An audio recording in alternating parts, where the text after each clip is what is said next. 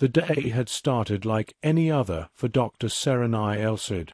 The blazing sun bore down on the dig site at Abydos, forcing the team of archaeologists to seek shade whenever possible. Serenai, however, thrived in these conditions. She was fueled by a relentless curiosity that had driven her career, unearthing fragments of human history hidden beneath layers of time. Today, she sensed, would be no ordinary day. She had stumbled upon a peculiar anomaly in the sand. Her initial impression was that it was just another collapsed chamber, but something about its dimensions and positioning struck her as unusual. With her team's help, Serenai carefully excavated the entrance to a previously undetected burial chamber. The hieroglyphs above its doorway were heavily eroded, but she could make out the faint outline of an ankh, surrounded by concentric circles. Inside, the chamber was surprisingly bare.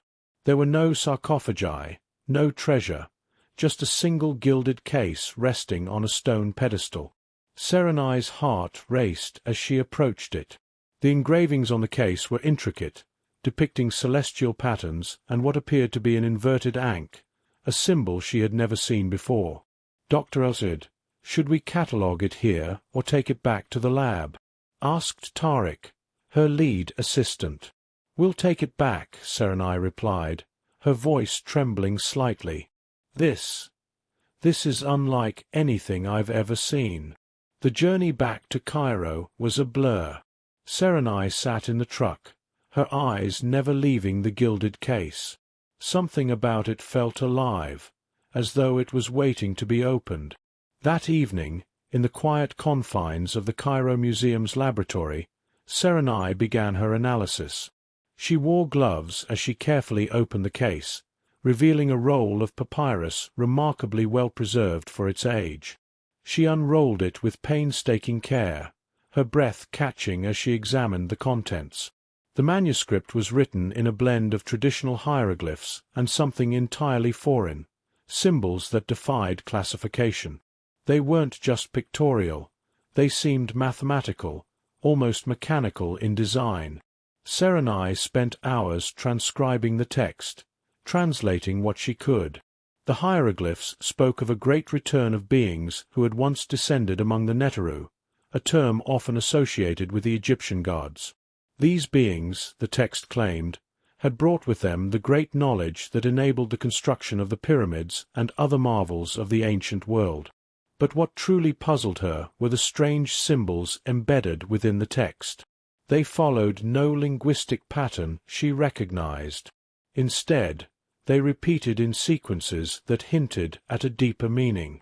Serenai decided to consult her colleague, Dr. Kaelan Kane, an astrophysicist with a reputation for exploring the intersection of ancient history and extraterrestrial theories.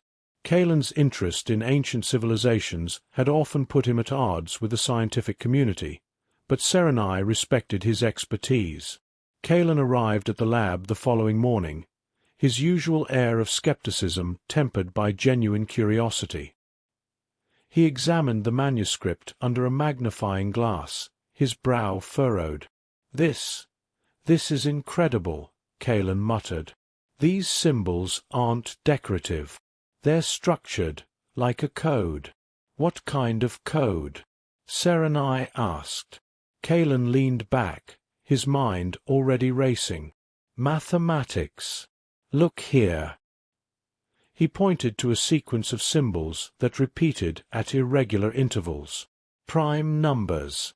And this." He traced another pattern. "This looks like a geometric progression." Over the next several hours, Kaelan ran the sequences through a computer program designed for linguistic pattern recognition. The results left them both stunned. The symbols corresponded to constellations, specifically star alignments visible from Earth around 2500 BCE. "This can't be a coincidence," Kaelan said, his voice tinged with excitement. "These alignments would have been crucial to the construction of the pyramids. The Egyptians built their monuments to mirror the heavens. But why encode it like this?" Serenai asked. Why not just describe the constellations in the usual hieroglyphs? Kaelan hesitated. Maybe they weren't meant to be understood by everyone. Maybe this was a message for someone else. Their discovery sparked a flurry of activity. Serenai and Kaelan documented every detail of the manuscript, cross-referencing it with known historical records. They found hints of similar symbols in obscure carvings from other ancient sites, hints that these beings might have interacted with multiple civilizations. As they delved deeper, a new revelation emerged. The encoded sequences hinted at a specific date, a celestial alignment due to occur in 3 months. "The Great Return," Serenai whispered, her eyes wide. Kaelan nodded. "If this is accurate, it's not just a prophecy. It's a prediction." The implications of their discovery were staggering. Serenai and Kaelan debated whether to share their findings with the broader scientific community, but the risks were too great. They knew the manuscript could spark global interest and potentially dangerous attention. Their fears were realized sooner than they expected. One of Serenai's assistants inadvertently mentioned the discovery to a journalist, and within days, rumors of the manuscript spread like wildfire. The Cairo Museum was inundated with inquiries, and shadowy figures began lurking near the lab. One night, Kaelan's office was broken into. Serenai arrived the next morning to find computers smashed and their notes stolen. Kaelan was unharmed but visibly shaken. "They were looking for something," he said. "The manuscript. The data. They know what we found." Serenai's heart sank. "Who are they?" Kaelan shook his head. "I don't know. But we need to move fast." Serenai and Kaelan decided to take the manuscript and their research to a secure location. They knew they were being watched, so they traveled separately, taking precautions to cover their tracks. In the solitude of her temporary hideout, Serenai pored over the manuscript once more. She noticed something she hadn't seen before, an additional layer of symbols that seemed to emerge only under specific lighting conditions. She quickly photographed the symbols and sent them to Kaelan. When Kaelan called her later that night, his voice was electric with excitement. "Serenai, the new symbols, their coordinates." "Coordinates to what?" "I don't know," Kaelan admitted, "but they point to Giza. Specifically, the Great Pyramid." Serenai felt a chill run down her spine as she stood before the Great Pyramid of Giza. The coordinates led to a precise point on its northern face, where a small, concealed chamber lay hidden beneath layers of stone. With the museum's permission, and under the watchful eye of a small, trusted team, Serenai and Kaelan began their excavation. What they found was astonishing, a crystalline object embedded within the chamber walls. The artifact, which they dubbed the stellar key, was unlike anything they had ever seen. It was shaped like an elongated pyramid and emitted a faint, otherworldly glow. Its surface was engraved with patterns identical to those on the manuscript. As Serenai held the stellar key in her hands, she couldn't shake the feeling that they had uncovered something far greater than they could comprehend. "Kaelan," she said softly, "I think this is just the beginning." Kaelan nodded, his eyes fixed on the glowing artifact. "The Great Return. Whatever it is, we've just taken the first step toward understanding it." Serenai barely had time to process the enormity of the discovery. The stellar key, cradled in her hands, seemed to hum faintly, its crystalline structure refracting the light in ways she couldn't explain. The inscriptions matched the manuscript perfectly, and Kaelan's theory about its purpose, that it was a device left behind by the ancient visitors, seemed increasingly plausible. But they weren't the only ones interested in the artifact. The first sign of trouble came that night. Serenai and Kaelan returned to the Cairo Museum with the stellar key, planning to analyze it in the secure confines of the lab. Kaelan was in the process of setting up advanced spectrographic equipment when Serenai noticed something strange, a black SUV idling across the street. Its tinted windows reflected the faint glow of streetlights, and it hadn't moved for hours. "Kalen," Serenai whispered, peering through the blinds, "we're being watched." Kalen joined her at the window, his expression darkening.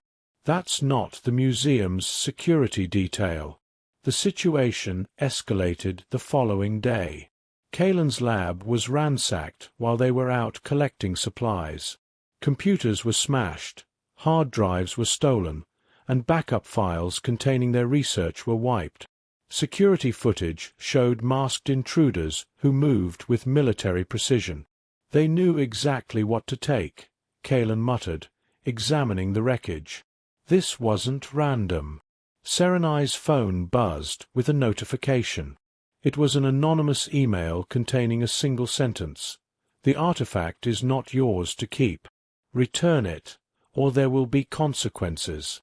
"Kalen, they know we have it," Serenai said, her voice shaking. "We need to leave," Kalen replied, his tone resolute. "Now." Fleeing the museum, they took the stellar key to an undisclosed location, a safe house Kalen had arranged through an old colleague. The building, tucked away in a quiet neighborhood on the outskirts of Cairo, was nondescript and untraceable. As they settled in, Kalen pulled up the photographs of the manuscript and the stellar key's engravings. He began cross-referencing them with the constellation patterns they had previously decoded. "This isn't just a random object," Kalen explained, his voice steady despite the tension in the room. "It's a tool, possibly a key, and it's meant to be used somewhere specific." Serenai frowned. "But where? We already found it in Giza. Isn't that the location?" Kalen shook his head. "No. The engravings suggest it's part of something larger. A system." He zoomed in on one of the photographs, pointing to a set of symbols that matched a section of the manuscript they hadn't yet deciphered. "These are coordinates, different from the ones that led us to the pyramid." Serenai leaned closer. "Coordinates to what?" Kalen hesitated. "The Sahara Desert, a region that's largely unexplored, even by modern archaeological standards." Their plans to explore the coordinates were abruptly interrupted. That night, the safe house was breached. Serenai woke to the sound of glass shattering and boots pounding against the tiled floors.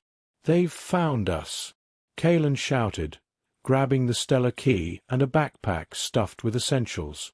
Serenai barely had time to grab her laptop before the masked intruders stormed into the room. She and Kalen managed to escape through a back entrance, disappearing into the maze-like alleys of Cairo. The chase through the city was relentless. The black SUV from before reappeared, its occupants scanning the streets with infrared goggles. Serenai and Kalen darted through crowded markets and narrow alleyways, evading capture by the narrowest margins.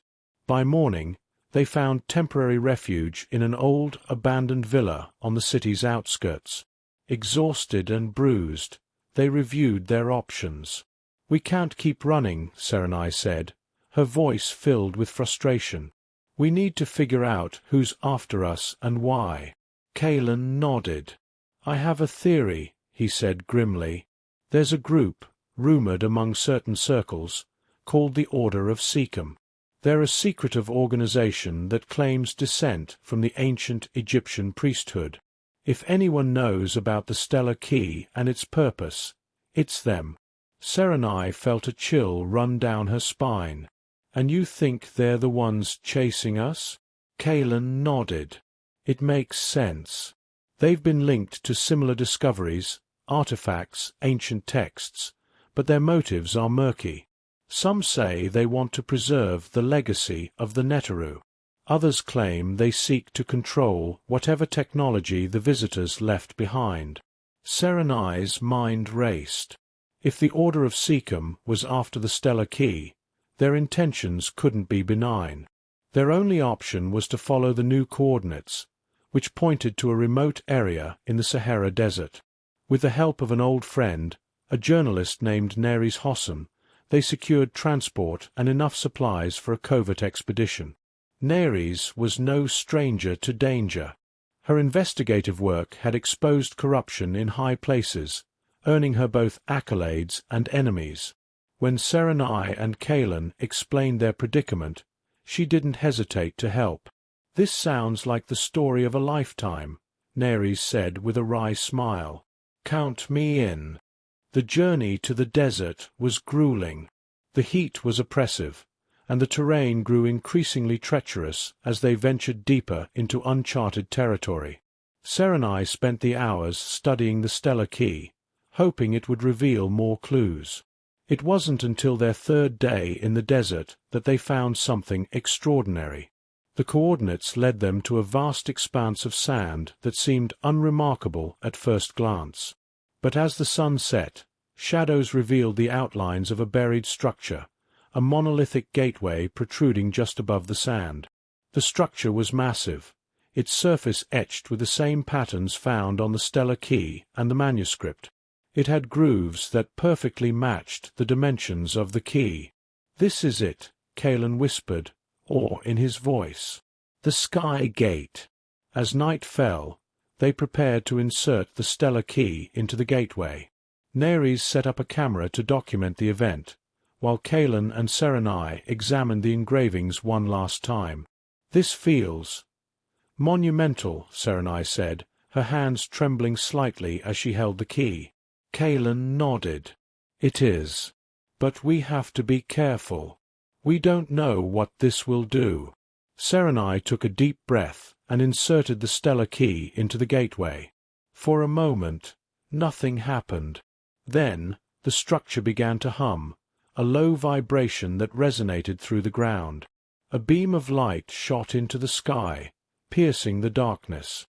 It was visible for miles, illuminating the desert like a second sun. The light was more than just a spectacle. It was a signal. Across the globe, astronomers detected an unusual phenomenon, a burst of electromagnetic radiation emanating from the coordinates of the Sky Gate. Telescopes trained on the region identified a peculiar signal coming from deep space, a signal that defied natural explanation. Kalan analyzed the data using a portable transmitter. His face paled as he deciphered the signal. "It's a countdown," he said. Serenai stared at him, her mind racing. A countdown to what? Kalan didn't answer immediately. Instead, he looked up at the beam of light stretching into the heavens. To the Great Return. As they absorbed the enormity of what they had triggered, their pursuers arrived. The Order of Sekhem, led by a masked figure with an air of authority, surrounded the Sky Gate. "You've done well to bring us this far," the leader said, his voice cold and calculated. "But the artifact belongs to us." Serenai clenched her fists. "It doesn't belong to anyone. It's part of our history, our shared legacy." The leader laughed softly. "History is written by those who control its artifacts. Now, step aside." Kalan stepped forward, defiant. "If you think we'll just hand it over, you're mistaken." A tense standoff ensued, broken only by the sudden intensification of the light beam. The countdown was nearing its conclusion, and the Sky Gate began to hum louder, its vibrations shaking the ground. Serenai, Kalan, and Neres used the chaos to their advantage, slipping away from the Order as the Sky Gate reached its climax. The desert erupted in a blinding flash of light, and the countdown ended. Whatever they had summoned was now on its way. The desert night was a swirling storm of light and sound. The Sky Gate pulsed with energy, casting eerie shadows across the sand dunes. As the blinding beam shot into the heavens, the ground quaked violently, threatening to swallow the expedition whole. Serenai clung to a jagged piece of rock for stability as the vibrations subsided. Kalan, gripping a handheld scanner, stared at the Sky Gate with a mixture of awe and dread. "It's not just transmitting a signal," Kalan said. his voice barely audible over the rising hum. "It's opening a pathway." Serenai turned to him, wide-eyed. "A pathway to what?" Kalen didn't answer immediately. Instead, he pointed to the night sky. To them. Above, the stars seemed to shimmer unnaturally, their positions distorted as if refracted through a lens. The beam of light from the sky gate twisted and bent, forming intricate patterns that reminded Serenai of the hieroglyphs on the stellar key. Then, the beam split into countless threads, weaving a glowing web across the sky. As the pattern solidified, something massive began to emerge from its center, a shape that defied comprehension. The object was colossal, larger than any man-made structure, and its surface shimmered with a metallic hue that seemed alive. It descended slowly, accompanied by a low, resonant sound that felt more like a vibration in their chests than something heard.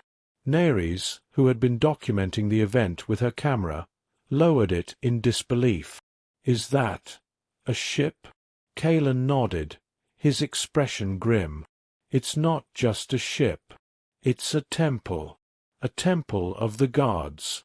The ship, or temple, hovered just above the sky gate, its presence overwhelming. Symbols on its surface glowed faintly, matching those on the stellar key and the manuscript. As the energy from the sky gate intensified, a section of the ship began to open, revealing an entrance. Serenai felt a strange pull, as if the ship were calling to her. She looked at Kalen, who seemed equally entranced. "We have to go inside," she said, her voice barely a whisper. Kalen hesitated, glancing at Neres. "It's too dangerous. We don't know what's in there." Neres shook her head. "You triggered this.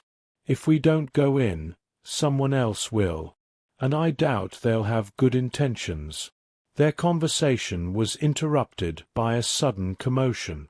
The Order of Sekhem had regrouped and was advancing toward the sky gate, weapons drawn. The leader of the order stepped forward, his mask glinting in the ship's glow.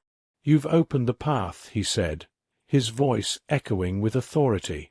"Now step aside. This is our destiny to fulfill." Serenai clenched her fists, her mind racing. They couldn't let the Order take control of the ship. It would mean handing over unimaginable power to a group with questionable motives. "Kalen, we need to move," she said urgently. Kalen nodded, his eyes darting between the Order and the ship. "Follow me." The three of them made a dash for the ship's entrance, narrowly avoiding gunfire from the Order. The vibrations from the sky gate made the ground unstable, forcing them to leap across cracks and fissures as they ran. Inside the ship, the atmosphere was surreal. The walls were smooth and metallic, yet warm to the touch. Strange symbols and glowing panels lined the corridors, their designs resembling a fusion of ancient Egyptian art and advanced technology. "This place is alive," Kalen muttered, running his hand along one of the panels. "It's responding to us."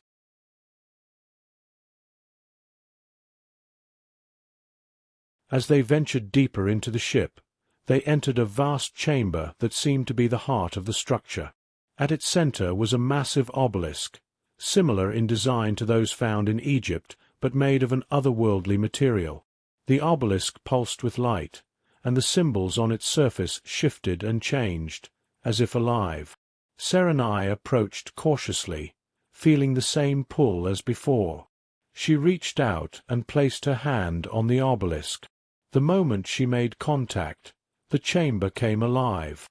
Holographic images filled the air, depicting scenes from ancient Egypt, scenes of the Neteru walking among humans, teaching them how to build pyramids, cultivate crops, and harness energy. One image showed a figure that resembled the god Thoth, holding what appeared to be the stellar key.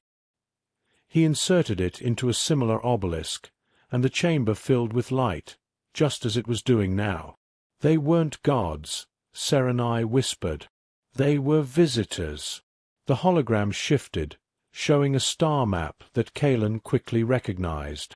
"That's not just any constellation," he said, pointing. "It's Orion's belt. And that—" He paused, his finger tracing a glowing point on the map. "That's where they came from." Neres stared at the map, her journalist instincts kicking in. "You're saying they left Earth to return home? Why come back now?" Before anyone could answer, the chamber trembled violently. The obelisk's light dimmed, and a deep, resonant voice echoed through the ship. "The cycle begins anew. Prepare for ascension." Serenai's heart raced. "What does that mean?" Kalen looked pale. "I think it means they're coming back for us." Outside, the Order of Sekhem had breached the ship. Armed with advanced equipment, they stormed the corridors, their leader intent on reaching the obelisk. Serenai, Kalen, and Neres heard the commotion and knew their time was running out.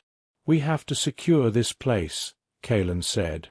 "If the Order gets control of the ship, they'll use its power to reshape the world, and not for the better." Serenai nodded. "How do we stop them?" Kalen examined the obelisk. "The stellar key. It's the only thing that can interface with the ship's systems.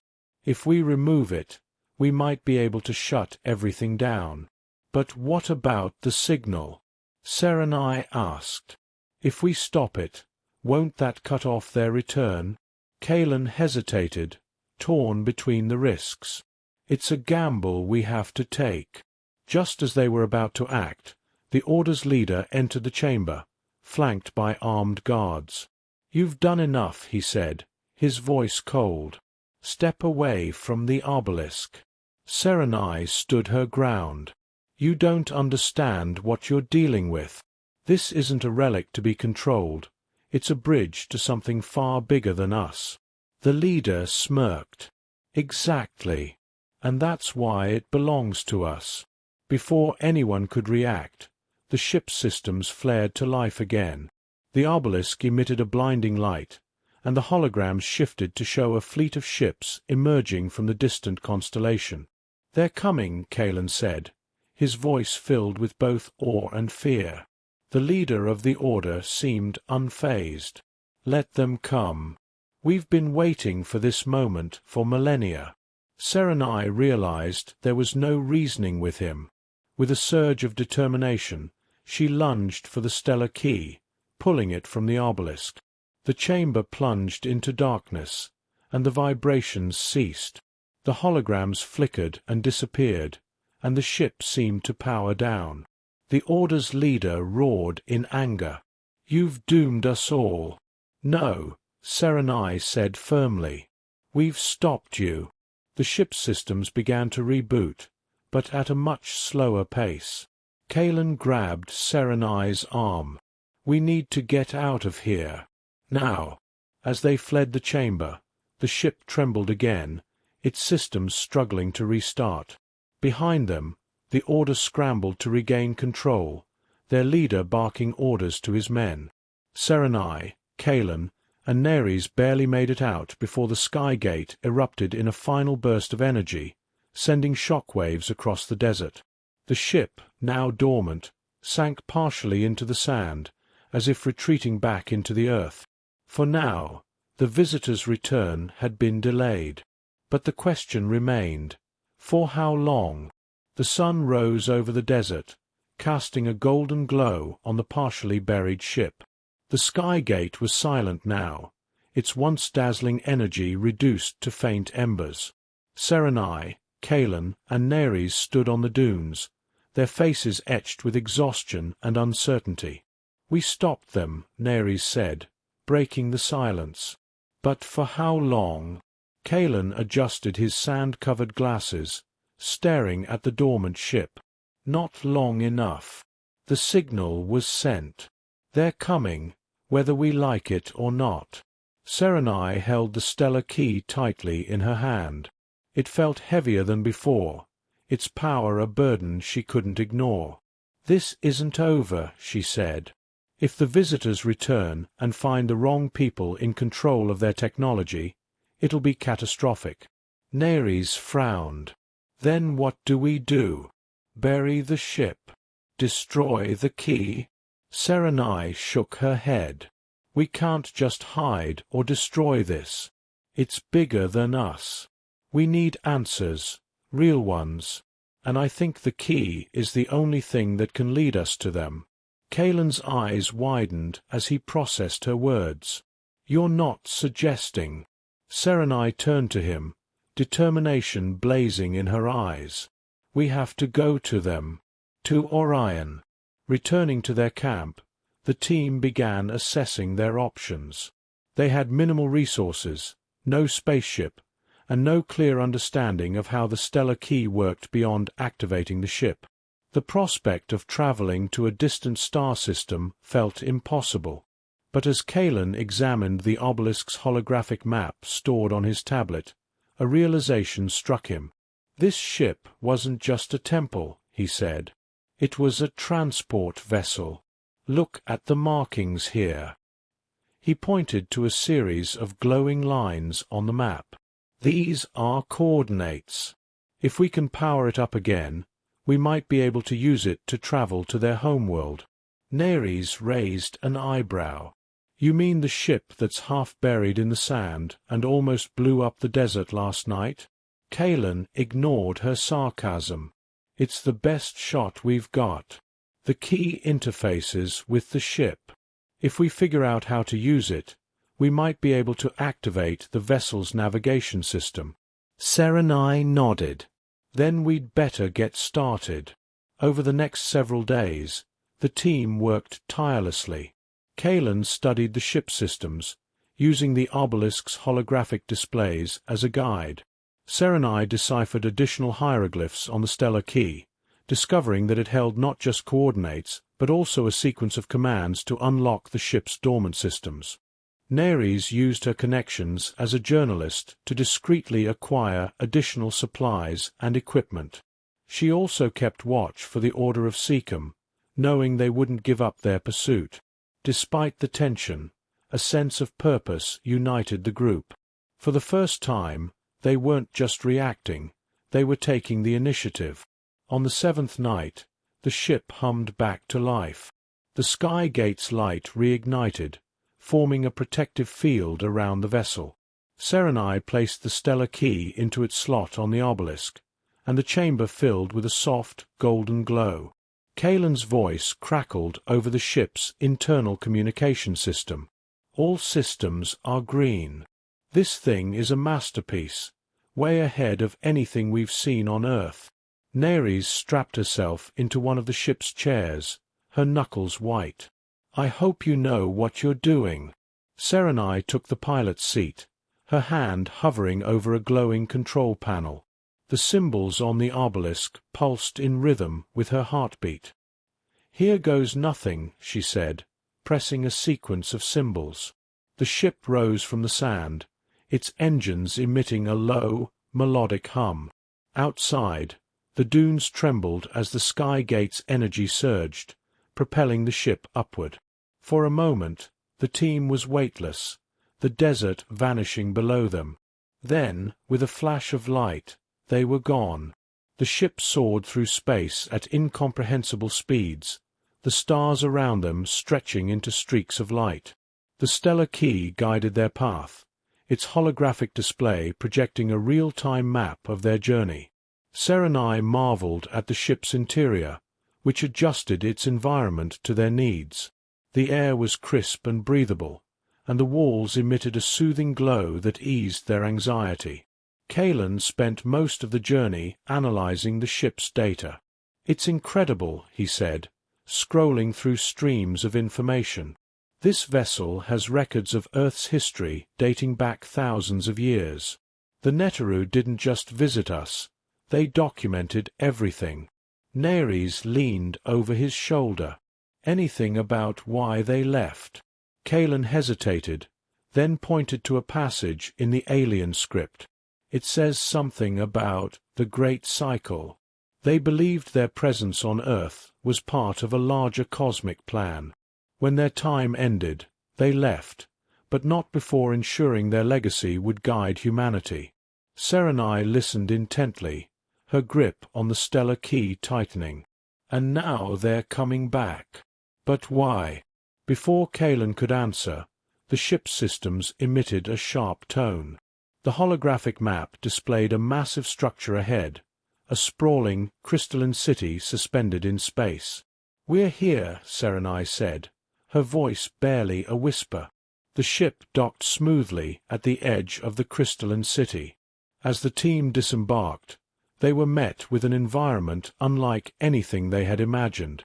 The city glowed with an ethereal light, its architecture a blend of organic curves and geometric precision. Figures emerged from the structures, their forms humanoid but distinctly alien. Their skin shimmered like liquid metal, and their eyes glowed with a soft, golden light. One of the beings stepped forward, addressing the group in perfect Egyptian. "Welcome, children of the Nile. We have been waiting for you." Serenai stepped forward, holding the stellar key. "You're the Neteru. You guided our ancestors. Why have you returned now?" The being tilted its head, as if considering her question. "The cycle has reached its zenith. Your world stands at the precipice of evolution or destruction. We return to offer guidance, as we did before."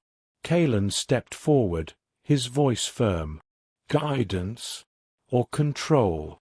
Last time, you left us with fragments of your knowledge and vanished. Why should we trust you now?" The Neteru's eyes glowed brighter. "Trust is earned, not given. You came seeking answers. You shall have them." The Neteru led the team to a central chamber, where a massive crystalline structure displayed holographic projections of Earth's history and future. The projections revealed the visitors' influence throughout history, guiding the construction of the pyramids, inspiring technological advancements, and intervening during times of crisis. But they also showed a darker side, the rise of factions like the Order of Sekhem, who sought to exploit the visitors' power for their own gain.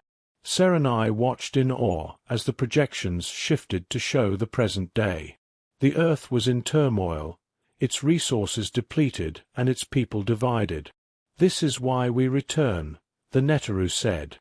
"Your species stands at a crossroads. You must choose your path, unity or extinction." Neres crossed her arms. "And if we choose wrong?"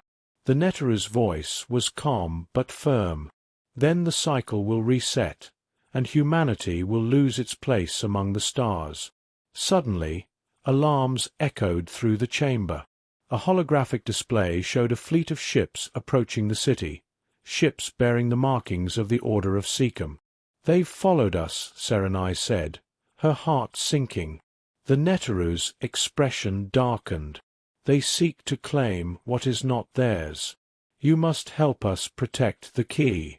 It is the only way to secure your future." The team scrambled to prepare for the impending attack.